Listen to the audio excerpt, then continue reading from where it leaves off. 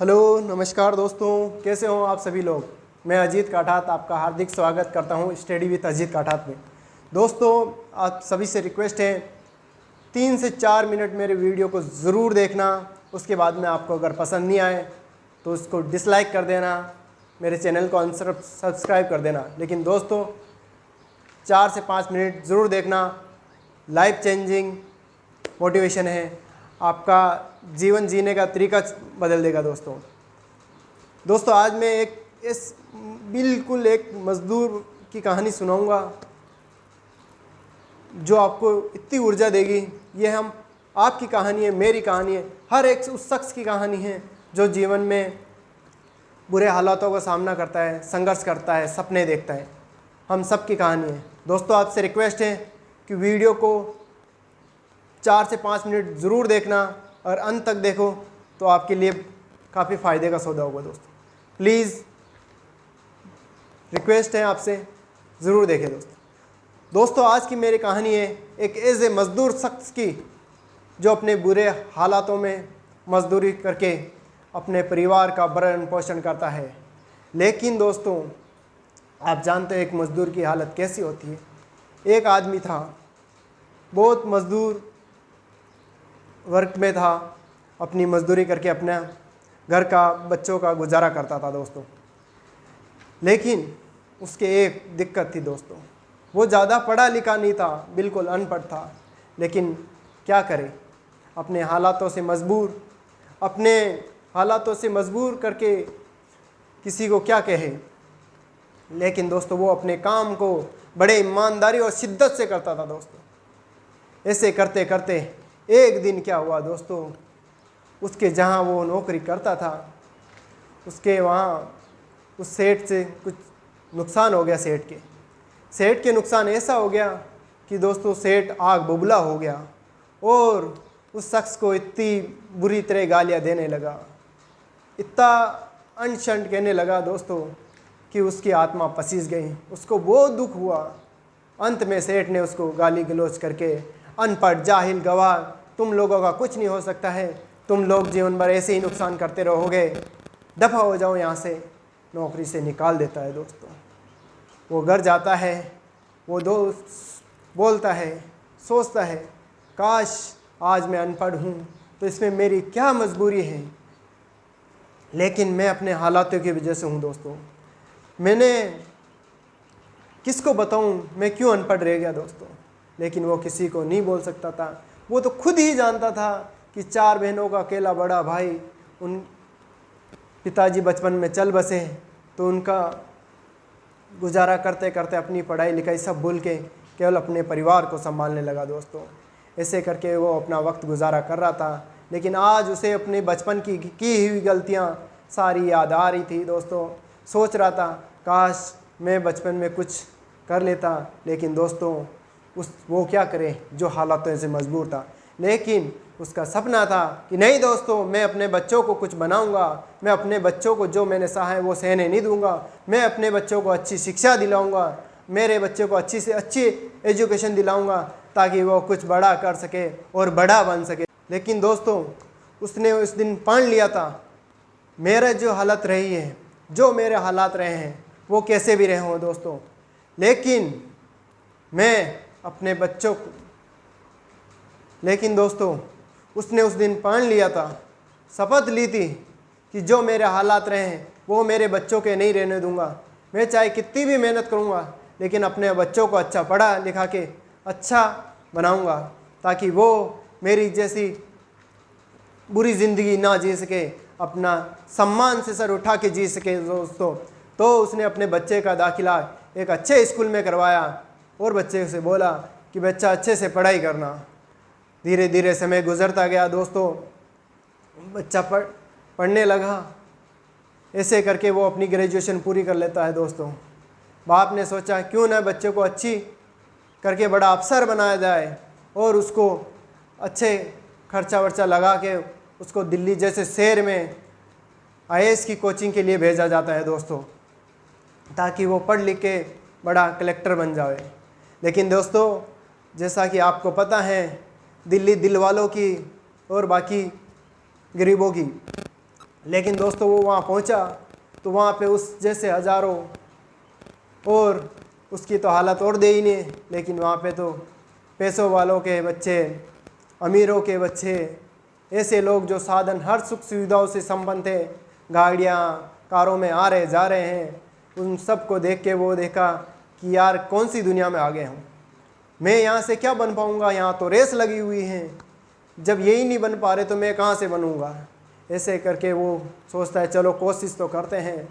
लेकिन दोस्तों कहते हैं जो मन से हार जाता है वो दिल से भी हार जाता है, और उसकी हार धीरे धीरे निश्चित हो जाती है। लेकिन दोस्तों वो ऐसे करके 1-2 महीने निकालता है, आखिर में थक हार जाता है, घर लौट आता है। घर लौट आके बाप को बोलता है, पिताजी मुझे माफ़ कर दीजिए, मेरे से ये नहीं हो पाएगा, ये काम तो केवल पैसे वालों का है, उन लोगों का है जो साधन संपन्न हैं, या उन्हीं का है जिनके पास हर प्रकार की सुख सुविधाएं हैं। बाप ने सोचा ये हिम्मत हार गया है, अगर ये हिम्मत हार गया तो सब कुछ बर्बाद हो जाएगा, सब कुछ बर्बाद हो जाएगा। जो मैंने सोचा था कि मेरा सपना मेरा बेटे पूरा करेंगे, लेकिन ऐसा नहीं हो पाएगा। वो उसको बोलता है ठीक है बेटा, जो भी तुम्हारा निर्णय था कोई बात नहीं, ठीक है आराम से रेस्ट करो। बच्चे को बोल देता है, बच्चा रेस्ट करता है। दूसरे दिन पिता उसको बोलता है कि बेटा चलो खेत पे चलते हैं। वो उसको लेके खेत पे जाता है। दोस्तों जाते हैं वक्त खेत पे एक पेड़ की तरफ इशारा करके बोलता है, बेटा क्या वो पेड़ पे चिड़िया बैठी है जो दिख रही है? बेटा बोलता है हाँ पिताजी दिख रही है, वो वही उसी चिड़िया की बात कर रहे हो ना पापा, जो पेड़ की पतली सी टहनी पे बैठी है? बाप बोलता है हाँ बेटा उसी की बात कर रहा हूँ मैं। बोला हाँ। पिताजी बोलते हैं बेटा लेकिन मुझे उसको देख के डर लग रहा है, मुझे उसको देख के डर लग रहा है, कहीं वो गिर गई तो? वो पतली सी टहनी पे बैठी है दोस्तों, बेटा पतली सी टहनी पे बैठी है, कहीं वो गिर गई तो? बेटा बोलता है पापा आप भी कैसी बातें करते हो, वो कैसे गिर सकती है, वो कैसे गिर सकती है, उसके तो पंख हैं, अगर वो गिरी भी सही तो अपने पंखों से उड़ सकती है। बाप बोले बेटा यही तो मैं तुझे समझाना चाहता हूँ, क्या फ़र्क पड़ता है तुम्हारे वहाँ ऐसे लोग हैं, ऐसे लोग हैं, इतने साधन संपन्न लोग हैं, या ऐसे हैं जिन सुविधाओं की तुम्हारे पास कमी है। तुम्हें अपने आप पे भरोसा रखना चाहिए, जैसे वो चिड़िया अपने खुद के पंखों पे भरोसा करती है, चाहे डाली पतली हो चाहे मोटी, उससे कोई फ़र्क नहीं पड़ता है दोस्तों। लेकिन उसको फ़र्क किसी से नहीं पड़ता, उसको अपने आप पे भरोसा है, अपने पंखों पे भरोसा है। अगर ये डाली टूट भी गई तो मैं उड़ सकता हूँ, वही हौसला तो अपने अंदर रखेगा तो आज नहीं तो कल ज़रूर कामयाब होगा। बेटे की आंखों में आंसू आ गए दोस्तों। वो अपने बोरिया बिस्तर लेके वापस संस्था पहुंच जाता है। बोला नहीं मैं वापस लड़ूंगा, जीतूंगा और कुछ बन के निकलूंगा। समय गुजरता है दोस्तों, वो अपने पहले प्रयास में एक कलेक्टर जैसी बड़ी परीक्षा को पास कर लेता है और इस प्रकार सफलता हासिल करके अपने गांव लौटता है। और उसे देखकर अपने पिता की आंखों में खुशी के आंसू आ जाते हैं। वो बोलता है आज मेरी तपस्या पूरी हुई, जो मैंने अपने बेटे के लिए सोचा था, जो सपने मैं पूरे नहीं कर पाया, अपनी गरीबी लाचारी और अनपढ़ इस शिक्षा की वजह से जो मैंने सहा है, आज मेरे बच्चे को वो सहना नहीं पड़ेगा। इस तरह दोस्तों उसने अपना बच्चे का भविष्य बनाया है। ये कहानी इस बच्चे की नहीं है, ये हम सब की कहानी है। जो माँ बाप चाहे कैसे भी रहो, लेकिन दोस्तों हम जैसे बच्चों और अपने परिवार के लिए वो चाहे जैसे भी करके हर एक सुख सुविधाओं का जितना उनसे संभव होता है करते हैं। उनका एक ही सपना होता है, उनकी ज़िंदगी से ज़्यादा बेटर उनके बच्चों की ज़िंदगी हो। दुनिया में 2 ही लोग हैं जो अपने से ज़्यादा तरक्की देखना चाहते हैं। एक गुरु होता है जो सोचता है कि मेरा चेला मुझसे आगे जाए, और एक माँ बाप जो सोचते हैं कि मेरा बेटा मेरे से ज़्यादा तरक्की करे। दोस्तों ज़िंदगी में इज़्ज़त कमा ना सको तो कोई गम नहीं होगा, लेकिन अपने बाप की कमाई हुई इज़्ज़त को कभी कम ना होने देना। दोस्तों मैं नहीं कहता हूँ आप पढ़ लिख के बड़े आदमी बनो, मेरे कहने का आज की स्टोरी मोटिवेशन से यही आपसे निवेदन है, आप एक बाप हो, एक बेटे हो या कुछ भी काम करते हो, पढ़ना तो पड़ेगा दोस्तों। कैसे पढ़ना पड़ेगा मैं बताता हूँ। अगर आप गृहिणी हो तो आपके बच्चे को पढ़ाने के लिए पढ़ना पड़ेगा, माँ बाप हो तो बच्चे के लिए सोचना पड़ेगा, एक अच्छे बिजनेसमैन हो तो अपने बिजनेस को बढ़ाने के लिए पढ़ना पड़ेगा, एक डॉक्टर हो तो अपने आप को आगे बढ़ाने के लिए या नए जो टेक्नोलॉजी है उसको यूज़ करने के लिए पढ़ना पड़ेगा। जीवन सीखने का नाम है दोस्तों। जिस दिन हमने सीखना बंद कर दिया हम पतन की ओर शुरू हैं दोस्तों। कई लोग बोलते हैं कि पढ़ने से क्या होता है। दोस्तों आपने कभी सुना है एक चाहे अनपढ़ बिजनेसमैन बन सकता है, मैं मानता हूँ, लेकिन कभी उसने बोला कि चलो ठीक है मैं तो अनपढ़ ही बन गया लेकिन अपने बच्चों को नहीं पढ़ाऊंगा? होता है क्या दोस्तों? ऐसा नहीं होता है। उसे पता है कि एजुकेशन का मतलब क्या है दोस्तों। वो चाहे अनपढ़ रह जाता है लेकिन अपने बच्चों को, अपने आने वाली संतानों को बेटर से बेटर एजुकेशन प्रोवाइड कर देते हैं। कैसे भी करके वो अच्छी शिक्षा ले और जो अपना पास है उससे और आगे तरक्की करे दोस्तों। लेकिन हम लोग, हमारे पास थोड़ा रहता है, हम ओछे बन जाते हैं, हम सोचते हैं हम तो बहुत कुछ हैं लेकिन वास्तव में हम कुछ नहीं हो पाते हैं दोस्तों। एक कहावत सुनी होगी हिंदी में, अज्जल गगरी छलकत जाए, और भरा हुआ जो घड़ा रहता है वो मौज में आराम से शांत होकर चलता है दोस्तों।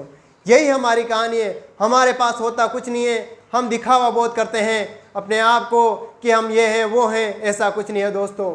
शांत स्वभाव से जीवन में वो कार्य करें जो आपको पसंद है। आप कोई छोटा धंधा करते हैं या छोटी सी नौकरी करते हैं या छोटा सा मजदूर हैं, अपने आप को खुश रखें, आगे से आके सीखें। आप मजदूर हैं तो सोचें मैं इससे आगे कैसे बढ़ सकता हूँ।